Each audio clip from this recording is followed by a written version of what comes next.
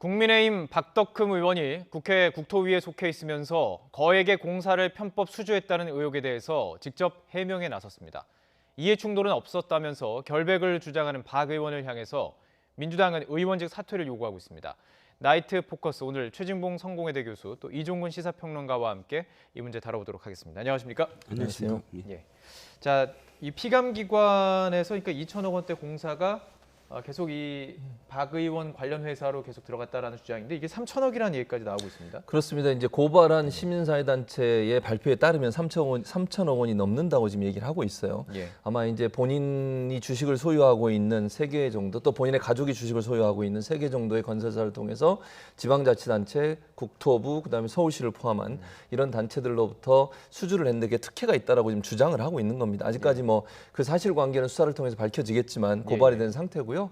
그리고 이제 수천억 원의 어떤 그 수주가 일정 부분 특혜를 통해 수주를 받았다는 의혹과 함께 특수공법이라고 하는 STS 공법을 대가로 해서 돈을 받았거든요. 그 공법을 사용하는 기술료 명목으로 서울시로부터 돈을 받았는데 그것도 이제 특혜라고 주장을 하고 있는 상황이고 또 하나 이제 그 건설산업기본법 개정안이 있습니다. 삼진아웃제가 포함되어 있는 이 개정안 같은 경우도 건설업체를 대변하기 위해서 일정 부분 본인이 사익을 위해서 행동한 게 아닌가. 그걸 이제 통과되지 못하던 거 막았다고 하는 거거든요. 네네. 그래서 그 사실도 이제 수사를 통해서 밝혀지겠지만 이런 이제 3가지 정도의 어떤 의혹들이 지금 제기되고 있고 이런 의혹에 대해서 시민사회단체가 고발을 한 상태다 이렇게 볼 수 있습니다. 뭐 한 가지 또 있죠. 뭐 배임 의혹도 한 가지가 추가가 돼 있죠. 네, 그렇습니다. 일단 이 지금 전문 건설 협회 회장이었고 이익단체 회장이었고 또 운영위원장이었거든요. 그 당시에 뭐 골프장과 관련한 어떤 그 사건도 있었고 그것을 어떤 특정 골프장을 짓기 위해서 자신의 어떤 직권을 이용을 했다. 그 운영위원들을 설득을 했다라는 혐의도 있고 또 당시에 어쨌든 임원들이 진정서를 냈다. 이것도 사실 오늘 해명에 나중에 또 말씀드리겠지만 부인을 했지만 그럼에도 불구하고 현재 드러난 것은 임원들이 또다시 전직 임원들이 또다시 고발을 했거든요. 그리고 일부 언론 보도에 따르면 당시에 진정을 했다라는 그런 보도도 있습니다. 그렇기 때문에 이 문제도 또 계속 이제 그 논란의 여지가 커지고 있습니다. 자, 그럼 이제 말씀해 주신 그 의혹들을 하나하나씩 양쪽의 주장을 통해서 좀 살펴볼 텐데요. 우선 박 의원 피감기관으로부터 수천억 원대 수주를 받았다는 의혹은 전면 부인하고 있습니다. 관련 발언 듣고 오시죠. 저는 국회의원으로 있으면서 정부 부처 및 산하기관의 공사 수주와 관련하여 외압을 행사하거나 청탁을 한 적이 전혀 없다는 사실을 먼저 말씀을 드립니다. 회사 자료에 의하더라도 국회의원 당선 전 매출과 당선 후 매출을 비교하면 당선 후 특히 국토위 간사로 있으면서 공사가 확연히 감소된 것이 뚜렷하게 나타납니다. 그래서 오늘 박덕흠 의원이 매출이 줄어들었다고는 하지만 일단 참고로 저희는 매출이 급증했다고 주장한 건 없습니다. 박덕흠 의원이 당선 2021년 4월 이후에 수주한 금액이 현재까지 확인된 것은 3,460억 정도 됩니다. 근데 이건 추산치고 그다음에 공동도급도 중간에 꽤 있으니까 만약에 공동도급에서 지분을 나누면 좀 상당히 줄어든다 하더라도 수천억대인 건 분명하고요. 박 의원의 주장은 일단 그렇습니다. 본인이 국회의원이 되기 전부터도 계속 해왔던 사업이고 오히려 국회의원이 되고 난 다음에 줄어들었다는 거예요. 그렇게 얘기하고 있죠. 그러니까 박 의원이 주장 결국 국회의원하고 그다음에 간사되면서 줄어들었다고 주장을 하고 있는데 저는 줄어들고 늘어나고의 문제는 아니라고 봐요. 그게 뭐 줄어들 수도 있고 늘어날 수도 있겠죠. 줄어들었다고 해서 만약 이건 뭐 제가 가정에서 말씀을 드리는 겁니다. 아직까지 수사 결과가 나오지 않았으니까 박덕흠 의원이 어떤 형태로든 정보를 국토교통위원회의 상임위 소속 간사를 하든 아니면 뭐 의원을 하면서 여러 가지 정보를 입수할 수 있을 것이고 그런 정보를 이용해서 본인의 회사나 본인이 주식을 갖고 있는 회사나 가족이 주식을 갖고 있는 회사에 이익을 줬다고 하는 부분이 밝혀진다고 하면 이거는 뭐 수주가 늘어나고 떨어지고의 문제는 아니라고 봐요. 기본적으로 그런 사실이 있었느냐 없었느냐의 문제라고 저는 보거든요. 그래서 그 부분은 수사를 통해서 밝혀져야 된다는 생각이 들기 때문에 단순히 수주의 실적이 떨어졌다는 이유만으로 본인이 개입을 안 했다라고 단정적으로 얘기할 수 있는 상황은 아니다. 이거는 수사를 통해서 밝혀야 될 부분이라는 생각이 듭니다. 박 의원의 그 부분과 포인트는 관련해서 한 말씀만 더 드리면 이거죠. 그렇다면 지금 다른 어떤 그런 그 비슷한 수준의 그런 건설 회사들도 떨어졌느냐? 그러니까 이 회사들만 떨어지고 외부 그 회사들은 요인이 있느냐. 올라갔느냐에 대한 문제. 그러니까 네. 전체적으로 봤을 때 건설 경기가 하강세였느냐를 봐야 되고 예, 예. 두 번째는 그 안에 실질적인 내용을 봐야 된다는 거죠. 광급 공사가 도리어 늘어나고 또 다른 어떤 공사가 줄어들었다면 어쨌든 전체적으로 봤을 때 광급 공사를 많이 따냈다는 결과가 되거든요. 예, 예. 그러니까 지금 보여준 자료가 아주 구체적이지가 않아요. 그냥 전체적으로 총량으로 그러네요. 그 전과 그 후에 비해서 줄어들었다라고 한다면 그 안에 실질적인 내용과 그 당시에 다른 회사들과의 어떤 비교를 해야지 이 실질적으로 어떤 영향을 받았다 이게 드러날 것 같다라는 얘기입니다. 그러네요. 그 정확하게 그냥 건설 경기가 낮아져서 그런 걸 수도 있고 말씀하신 것처럼 만약에 민간 공사를 계속 많이 유치하다 이게 광급으로 간 걸 수도 있고요. 이 부분에 대해서 정확하게 좀 소명이 필요할 것 같은데요.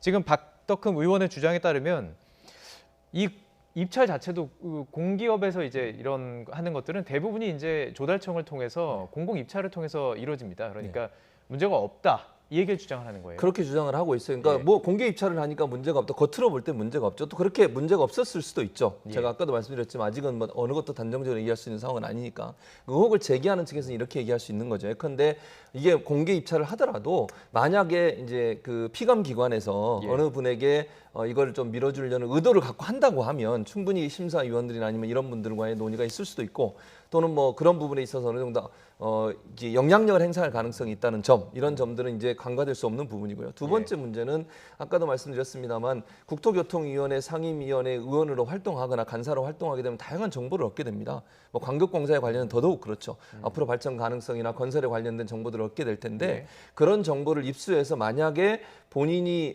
관련돼 있는 본인 주식을 갖고 있는 그 회사나 아니면 가족 회사에 정보를 제공했을 가능성도 예. 우리가 전혀 예. 배제할 수 없는 상황이거든요. 예. 그런 부분이 있다고 하면 그건 문제가 있는 거죠. 그래서 공개적으로 입찰을 했다는 거는 뭐 겉으로 볼 때는 그게 공정하게 이루어진 것으로 얘기할 수 있겠지만 예, 그 예. 내막에 혹시나 피감 기관의 어떤 관리를 감독하는 상임위원회 소속 의원으로서 정보를 미리 입수해서 그걸 활용했을 가능성도 우리가 예측해 볼 수 있기 때문에 그 부분에 예. 대한 수사는 반드시 있어야 될 걸로 보여집니다. 지금 이 공사에서 얻은 그 수익들을 뭐 살펴보면 이건 지금 뭐 매출입니다. 그러니까 순이익이 아니라 매출로 기준으로 얘기하고 있는데 그 공사를 수주한 것뿐만 아니라 이제 신기술에 해당하는 부분이 있어요. 조금 뭐 어려운 얘기가 될 수도 있겠지만 이 부분 좀 짚고 넘어가야 되는데 이 기술을 사용하고 그냥 돈을 냈느냐라는 의혹이 있었지만 기술을 사용하고 공사까지 했다라는 게 지금 박덕흠 의원 수장입니다. 네, 그렇습니다. 그런데 문제는 이제 그 아까 좀 전에 교수님이 말씀하신 것과 연결이 돼요. 어떻게 예. 연결이 되냐면 이게 공정한 입찰 과정이냐라고 했을 때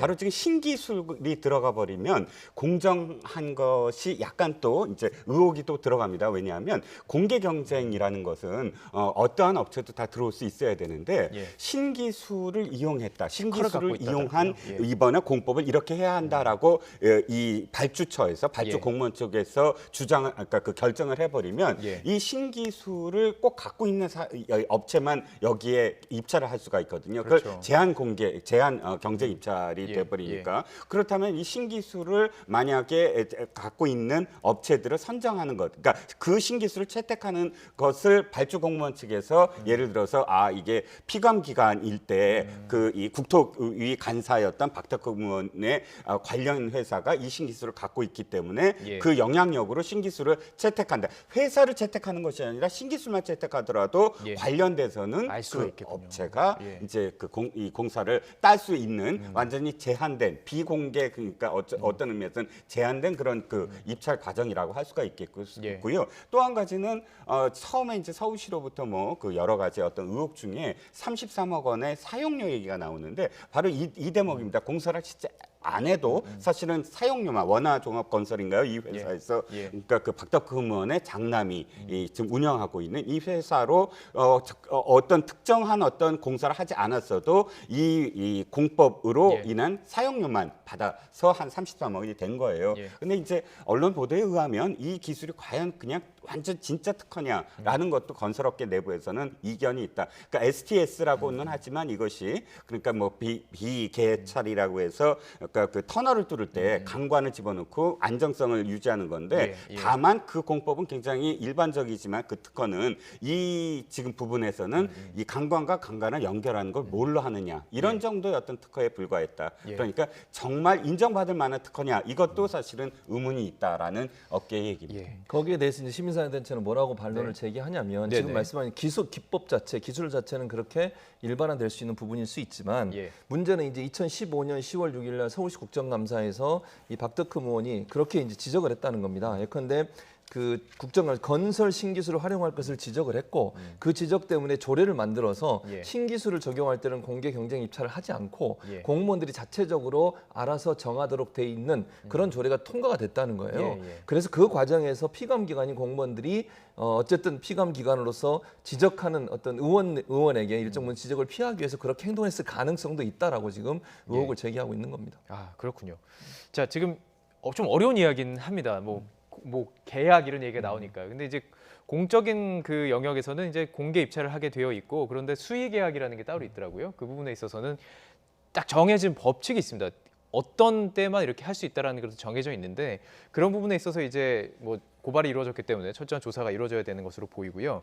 지금 조금 전에 이제 이야기 나눴던 이제 어려운 부분들을 조금 이제 이 돈에 해당하는 것들을 좀 정리하고 또 한 가지가 있습니다. 말씀해 주신 그 부분에 더해서 2016년 국토위에서 입찰 비리 삼진 아웃 이 부분을 놓고 지금 박덕흠 의원이 아주 적극적으로 이 부분에 대해서 그러니까 행동을 했다는 거예요. 이 법안이 뭐 같은 당에서 발의한 법안임에도 불구하고요. 일단 설명을 좀 부탁드립니다. 네, 그렇죠. 그러니까 어쨌든 박덕흠 의원은 건설업체를 운영하고 있었고 또 아까도 말씀드렸지만 이익단체인 대한전문건설업회 회장직을 6년 정도 하다가 국회의원이 되지 않았습니까? 네. 근데 이 삼진아웃제는 워낙에 건설업계의 그 내부에 수십 년 된 뿌리 깊은 그런 담합 이 담합이 가장 큰 어떤 문제이기 때문에 이 담합을 기한에 상관없이 3번만 하면은 이 자격을 박탈하는 예. 그런 그 삼진 아웃제입니다. 강한 법안이 될 수 있었던 거죠. 네네, 예. 그렇습니다. 왜냐하면 같은 당에서도 했고 또 이제 그 당시에 집권 여당 시절이었기 때문에 적극적일 수가 있었고요. 그런데 문제는 아주 굉장히 적극적으로 이것을 반대를 합니다. 예. 여러 가지 어떤 논리지만 이건 뭐 거의 그냥 죽으라는 것이지 네. 이것을 그 긍정적으로 바라보는 게 아니다라고 하면서 끝내 결과적으로는 뭐 6년, 그러니까 기한 제한 없이 삼진 아웃이었지만 6년제를 주장하다가 근데 그게 이제 9년 이내로 이제 제한이 됩니다. 근데 이게 사실 유명무실한 게 보통 이제 과태료 처분을 한번 받는 과정에서 길게는 한 5년 정도 걸린다는 거예요. 이의 신청하고 네네. 뭐 하고 하다 보면은 실질적으로 결정되는 게 5년인데 기한을 6년으로 하면 삼진 아웃이 의미가 없죠. 예. 삼진 아웃이 되면 15년 동안 3번이 되는 거 아니에요? 3번 하려면. 그러니까 5년 동안 하고 나면 1년 있으면 그 규제가 풀리고 뭐 이렇게 되는 거죠. 그렇죠. 그러니까 사실 6년이나 9년이나 예. 사실은 삼진 아웃이라는 의미가 없어지는 과태료에서 과태료를 5년 그러니까 예를 들어서 3년 이내로 땡긴다든지 1년 이내로 땡긴다든지 이런 보완 조치가 있으면 모르겠는데 예. 기존 관행은 그대로 두고 기한 제한 없는 것을 그렇게 9년이라든지 6년으로 만들어 버리는 그 적극적으로 그렇게 만들었다는 건 어찌됐든 자신의 이익 그러니까 자신이 이 관련이 있는 일가가 갖고 있는 회사의 이익을 대변한 게 아니냐라는 지금 비난을 받고 있는 거죠. 그렇습니다. 지금 나온 의혹들을 조금 정리를 해봤고요. 이 부분에 대해서 박 의원의 입장은 이게 정치 공세다. 정치적인 목적이 있어서 본인을 뭐 공격하는 것이다. 이런 해석을 하고 있는데요. 녹취 준비해봤습니다. 들어보시죠. 당시 서울시장은 더불어민주당 박원순 시장으로 여당 국회의원 회사를 위하여 불법을 눈감아주거나 불법을 지시할 시장님이 아니라는 사실은 많은 국민들이 더 잘 아실 것입니다.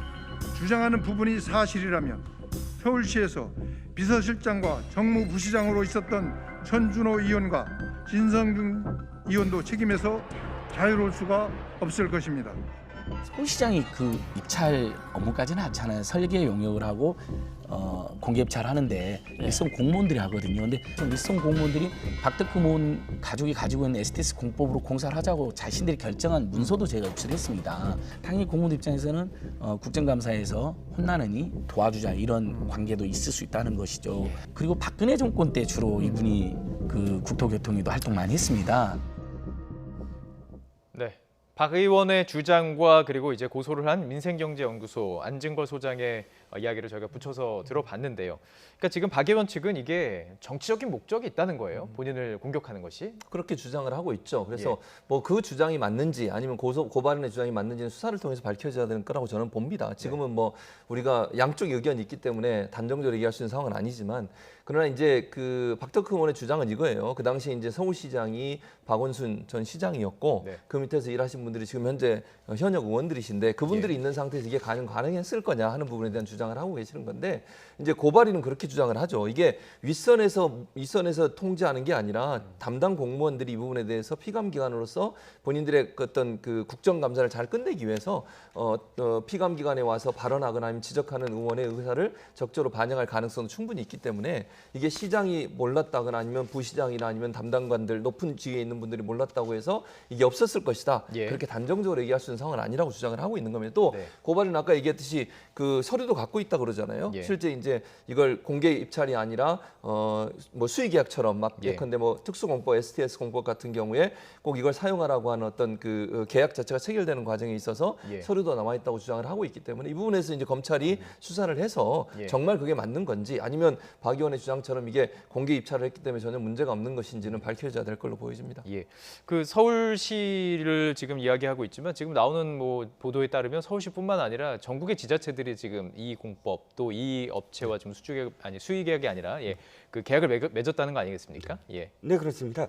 지금 처음에는 이제 서울시와 관련된 이야기만 나오고 있다가 다른 지자체 이야기도 계속 나오고 있죠. 그러니까 결국은 지금 그 대한전문건설협회 회장직이라는 것도 사실상 굉장히 이익단체로서는 큰 그런 이익단체장입니다. 네네. 그리고 그것을 통해서 사실상 다른 어떤 지방자치단체, 관급공사 역시 영향력을 행사한 거 아니냐라는 그런 의혹이 있고요. 전체적으로 제가 처음에 말씀드렸듯이 건설회사의 가장 큰 수익은 사실 이 아파트 공급이라든지 대규모 그러니까 부동산 공급이 있을 때 전체적으로 수익이 굉장히 커지는데 예. 그렇지 않다면 사실은 이 안정적인 어떤 수익처는 지자체라든지 또는 국토부 또는 이렇게 큰 해서 사업이니까. 조달청의 예. 어떤 그런 경쟁을 할 수밖에 없습니다. 네네. 그런데 그 조달청에 관련돼서 각종 어떤 지자체 공사를 따낼 수 있다 하면 사실 그 건설업체에서도 상당한 어떤 영향력을 행사했다라는 게 건설업체의 지금 주장이거든요. 예, 예. 그렇기 때문에 다시 한번 좀 점검을 해봐야 될 거 아니냐. 지금 그것만이 아니지 않겠느냐라는 의혹이 계속 이어지고 있는 겁니다. 자, 이 부분의 사실은 핵심은 뭐 얼마나 수주를 했느냐 그 부분에 있어서 어떤 의혹이 있느냐보다 국회의원의 이해 충돌에 관한 부분입니다. 이해 충돌이 그러니까 국회의원이 공적인 어떤 이익과 사적인 이익이 충돌하기 전에 미연에 방지하라는 얘기잖아요. 그렇죠. 근데 지금 이해 충돌에 지금 묶여 있는 거 아닙니까? 그렇죠. 예. 그게 저는 가장 크다고 봐요. 사실은 이게 지금 여기 우리가 얘기 나눈 것처럼 예. 얼마나 이게 만약에 특혜를 받아서 수주를 받았는지 아니면 뭐 본인이 갖고 있는 특수공법을 사용하라고 압박을 가했는지 이것도 중요하죠. 그리고 예. 지금 말씀하신 것처럼 이거 뭐 건설협회하고 전문건설공제조합의 전직 이제 간부들이 이제 고발을 했잖아요. 이게 협회에 어떤 그 손해를 입혔다고 200억 정도의 손해를 입혔다고 이런 부분도 중요하죠. 그걸 떠나서 근본적으로 본인이 국토교통위원회 위원을 하신 것 자체가 저는 문제라고 봐요. 예. 왜냐하면 공직자윤리법은 14조 11항에 보면 예. 본인이 본인은 이제 백지신탁했기 때문에 문제가 없다고 계속 주장을 하시거든요. 그런데 예. 백지신탁한 게 한 주도 지금 팔리지 않았습니다. 그러니까 농협에서 갖고 있는데 그거 그대로 있어요. 지금 한 주도 안 팔렸고 예. 이런 상황에서 본인이 소유하고 있는 주식이 팔리지 않으면 그 관련된 업무를 하면 안 되는 것으로 돼 있습니다. 공직자윤리법에. 예. 그럼 본인이 국토교통위원회나 행안부에 가면 안 돼요. 다른 뭐 상임위에 가셔도 되잖아요. 네, 그런데 네. 5년, 6년이나 이렇게 거기서 활동을 하시면서 간사까지 하셨으니 이게 이제 논란이 된다고 볼 수 있습니다. 이게 2014년도에 본인이 백지신탁을 하셨고요. 2015년도에 공직자윤리법이 개정이 됐고 예. 실행된 건 2016년이에요. 그럼 뭐 2014, 15는 빼고 예. 2016년 이후에 20대에는 이미 이 법이 실행되고 있었고 그 법에 보면 백지신탁한 그 주식이 하나도 팔리지 않았기 때문에 네. 본인이 국토교통위원회 상임위원으로 활동을 하면 안 되는 겁니다. 이건 예. 이해충돌이 분명히 부딪히는 부분이에요. 아까 말씀드린 것처럼 거기서 논의되는 여러 가지 건설 관련된 거, 그다음에 뭐 국토부의 운영과 관련된 여러 가지 정보들을 얻게 되는 거잖아요. 예. 그런 상황에서 본인이 얻었던 정보를 가지고 본인의 주식을 갖고 있는 회사라든지 아니면 가족이 주식을 갖고 있는 회사에 예. 어떤 이해관계에 개입했을 가능성을 충분히 우리가 예측해 볼 수 있는 거잖아요. 예. 확인된 건 아직 없지만 그런 상황이라면 당연히 본인은 국토교통위원회에 있어서는 안 된다고 보는데 예. 그 활동을 계속 해왔다는 것 자체가 저는 비판의 대상이 된다고 보여집니다. 그 당 차원에서는 뭐 충분히 이해 충돌 여지가 있음을 할 수도 있었을 것 같은데 왜 6년이라는 시간을 국토위에다 이 상임위를 허락을 했을까요? 그건 당에 어쨌든 당이 지금 비판을 받아야 될 입장입니다. 예. 그러니까 이 지금 국민의힘도 예. 여당에 대해서 상당히 비슷한 어떤 상임위와 관련된 지적을 많이 하고 있지 않습니까? 예. 그런데 만약에 지금 상황에서 지금 최대한 본인이 지금 노력을 하지 했지 않느냐. 예, 그러니까 주식을 신탁하지 않았느냐. 예. 신탁을 했는데 처분이 안 된 것일 뿐이다. 뭐 이렇게 변명을 할 수가 있겠지만 물론 네. 당에서는 지금 일부에서는 이 좀 제명을 해야 된다라는 목소리도 분명히 있습니다. 예. 근데 문제는 국민의힘의 지금 어떤 문제이기도 하지만 이 공직자윤리법과 국회법 예. 그러니까 상임위의 그 상임위원을 지금 임명하는 예. 그 과정 이 모든 것들이 사실 재점검돼야 된다라는 거예요. 그렇죠. 이미 2019년에 맞습니다. 이렇게 예. 혁신자문위에서 비슷한 이 결론을 내렸습니다. 권고를 했죠. 예. 혁신자문위니까 이 이해 충돌과 관련해서 제척해야 될 어떤 상황이 벌어질 가능성이 많으므로 예. 이 국회의장 직속으로 자문기구를 둬라. 그래서 그것을 판단하게 하고 판단하여서 판단이 결정이 되면 예. 그 국회의장이 결정하게 해라라는 건데 지금 이 국회 그러니까 아까 말씀하셨던 공직자윤리법도 네네. 못한다라고만 돼 있지 그것을 주체적으로 그럼 어떻게 해야 된다라는 이 동사가 없어요. 예. 주어와 동사가. 그러니까 국회법도 지금 손질해야죠. 지금 공직자윤리법도 예, 좀 더 예. 손질해야죠. 그러니까 손질을 해야 된다는 어떤 그 굉장히 많은 20대 국회에서도 그랬고 20대 국회 후반기도 그랬고 작년까지만 해도 계속 손질하라고 했는데 예, 예. 이 국회가 아직도 거기에 대해서 하지 않고 있다라는 예. 것도 지금 문제라는 거죠. 국회 자체에 대해서도 조금 뭐 비판할 여지가 있는 것 같습니다. 이게 사실 김영란법의 핵심이었지 않습니까? 그렇죠. 근데 결국에는 국회에서 논의되는 과정에서 빠진 거예요. 그러니까요. 그러니까 예. 이해 충돌이 일어나는 직무에 대해서는 개입하지 못하도록 하는 법안이 제정이 돼야 되는데 예. 여러 번 이게 법안이 발의는 됐지만 통과를 못했어요. 그러니까 결국 국회의원들이 본인들의 이익, 본인들이 피해를 당할 것에 대해서는 자꾸 이렇게 움츠러들고 적극적으로 법안을 통과시키지 않으려는 태도를 보이는 것 자체가 저는 큰 문제라고 보고 예. 저는 이제 그 박덕흠 의원 같은 경우에 이게 백지 신탁한 게 처음 신탁한 주식의 처분이 완료될 때까지는 이해 충돌 직무에 대해서 관여를 금지하도록 한 게 공직선거법 14조예요. 그럼 그 취지를 저는 충분히 이해했을 거라고 봅니다. 이게 뭐 동사로 있냐 없냐의 문제가 아니라 예. 최소한 모든 국민이 봐도 이거는 좀 이해가 안 되는 상황이잖아요. 본인이 백지 신탁한 주식이 전혀 팔리지 않은 상태에서 어쨌든 본인이 소유하고 있는 주식을 갖고 있는데 그런 상황에서 본인이 운영하는 또 주식을 갖고 있는 회사와 직접적인 연관이 있는 그 업무를 나는 피감 그 부서가 피감 기관인데 거기에 상임위원회에서 활동을 한다? 예. 이건 누가 봐도 이해가 안 되는 상황이잖아요. 예, 예. 지금 뭐 국민의힘도 이와 관련해서 뭐 이해 충돌 관련된 부분이나 이런 부분에서 논란을 많이 삼고 있고 예. 지금 여당에도 이런 부분에 주장을 많이 하고 있으니 예. 저는 박덕흠 의원의 이런 행동은 저는 어떤 이유로도 이해될 수 없는 부분이고 받아들이기 어려운 행동이라는 생각이 듭니다. 박덕흠 의원 측은 뭐 그 워낙 본인의 지역구가 낙후된 지역이기 때문에 좀 이제 그것 돕기 위해서 국토부를 들어갔다라고 주장을 하고 있고요. 이해 충돌 논란과 관련해서는 뭐 반격을 하고 있습니다. 어떤 주장을 했냐면 내가 이해 충돌이라면 대통령 아들 딸은 아무데도 취업하면 안 된다 이런 주장을 했습니다. 이 부분에 대해서는 어떻게 들으셨습니까? 첫 번째 국토교통위는 예. 전 국회의원의 80% 90%가 1순위로 가고 싶어하는 곳이에요. 예. 그럼 똑같은 얘기겠죠. 모든 국회의원이 자기 지역구의 어떤 이 발전을 위해서 예. 국토교통위를 선택한다라고 하지만 결국은 어쨌든 생색내기 가장 좋은 상임위이기 때문에 예. 80%가 가고 싶어하는 것이고요. 두 번째. 대통령을 말씀을 하셨지만 저는 지금 국민의힘이 다른 어떤 정당보다도 도덕적으로 우위에 서려면 다른 정당들이 하는 것처럼 내가 우리 당이 또는 내가 국회의원이 무엇을 잘못했을 때 상대당부터 바라보지 말고 예. 그러니까 자신들의 어떤 그런 그 들보부터 먼저 생각을 하고 먼저 뿌리 뽑은 다음에 상대당을 생각해라. 예. 그래야 상대당들이 하는 것 같은 똑같은 어떤 진영 논리로 벗어날 수 있다라는 생각입니다. 자, 국민의힘 내부에서도 그런 의미일까요? 초선과 중진 의원의 좀 생각이 다르게 좀 들리고 있습니다. 저희가 녹취 준비했습니다. 두 의원의 이야기 듣고 오시죠. 저는 김홍걸 의원 건과 똑같은 방식으로 처리돼야 된다. 네. 즉 의혹이 제기됐고 네. 본인의 해명이 필요한데 그게 이제 충분하면 괜찮고 충분하지 않으면은 저희 당 윤리위원회에서 네. 조사를 해야 될 겁니다. 예. 그래서 어디까지가 진실이고 어디까지가 가짜인지를 밝혀내는 게 우선 급선무고요. 예. 박덕흠 의원에 대해서는 며칠 전에 얘기가 나와서 아직 아무 증거도 없이 카드라는 얘기만 나와 있습니다. 만약 그것이 조사를 해서 분명히 법적인 문제가 있다면 책임을 져야죠. 그 책임을 지우는 것에 대해서는 누가 아니라 그러겠습니까? 살짝 다릅니다. 이 사안을 바라보는 게 살짝 다른데요.